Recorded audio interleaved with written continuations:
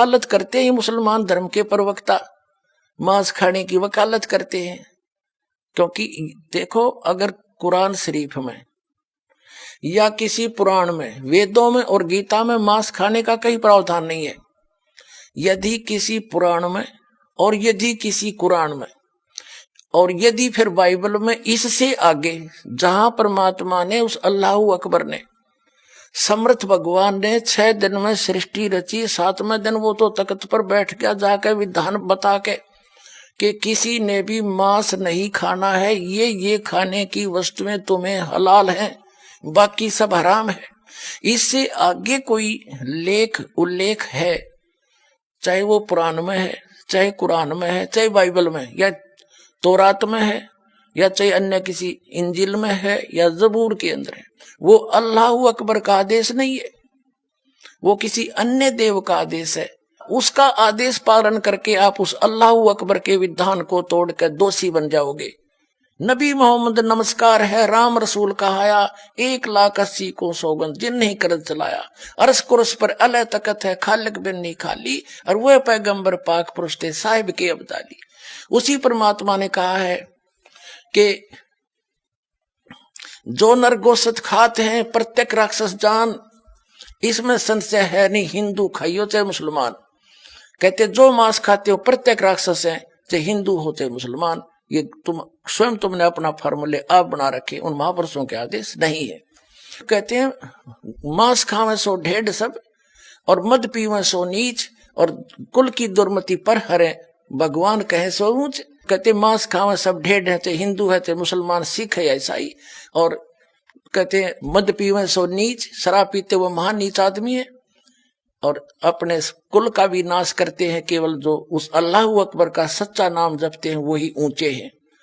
समझदार को संकेत बहुत होता। अब आप जी को दिखाया है परमात्मा नर आकार है, 6 शरीर है, 6 दिन में सृष्टि रची, और परमात्मा ने 6ठे दिन मनुष्य को अपने जैसा, अपने अनुरूप, अपने शरीर जैसा, अपनी सूरत जैसा उत्पन्न किया, नर और नारी करके उनकी उत्पत्ति की, और उनको खाने के लिए आदेश दे दिया।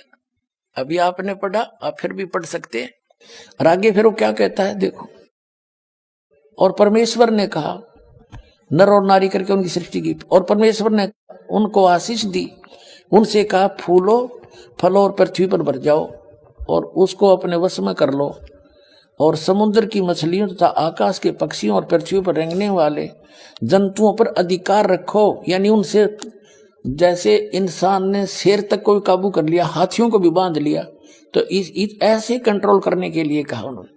आगे देखो, फिर परमेश्वर ने उनसे कहा, यानी मनुष्यों को भी, फिर परमेश्वर ने उनसे कहा कि सुनो, जितने बीज वाले छोटे छोटे पेड़, ये मनुष्यों के लिए आदेश है, सारी पृथ्वी के ऊपर हैं, और जितने वृक्षों में बीज वाले फल हैं, वे सब मैंने तुमको दिए तुम्हारे भोजन के लिए। मनुष्य के लिए उस अल्लाह ताला का आदेश, अल्लाह अकबर, जिसने 6 दिन में सृष्टि रची, 7वें दिन तख्त पर जा बैठा, वो है अल्लाह अकबर है, वो अल्लाह कबीर है, वो कंप्लीट गॉड है, वो सर्जनहार है, वो क्रिएटर है। उस क्रिएटर का आदेश नहीं है मांस खाने का मनुष्य को, ये पशु पक्षियों को भी नहीं है। आगे देखो, तुम्हारे भोजन के लिए, ये तो मनुष्यों के लिए। आगे देखो, यहां आगे हम, और जितने पृथ्वी के पशु और आकाश के पक्षी और पृथ्वी पर रेंगने वाले जंतु हैं, जिनमें जीवन का प्राण है, उन सब के खाने के लिए मैंने सब हरे हरे छोटे पेड़ दिए, और वैसा ही हो गया, यानी घास फूस से। और तब परमेश्वर ने जो कुछ बनाया था वो देखा, तो क्या देखा, वह बहुत अच्छा है। तथा सांझ हुई फिर भोर हुआ, इस प्रकार ये 6वां दिन हो गया। अब 7वां दिन, यूं आकाश और पृथ्वी और उनकी सारी सेना का बनाना समाप्त हो गया, और परमेश्वर ने अपना काम जिसे वह करता था 7वें दिन समाप्त किया, और उसने अपने किए हुए सारे काम से 7वें दिन विश्राम किया।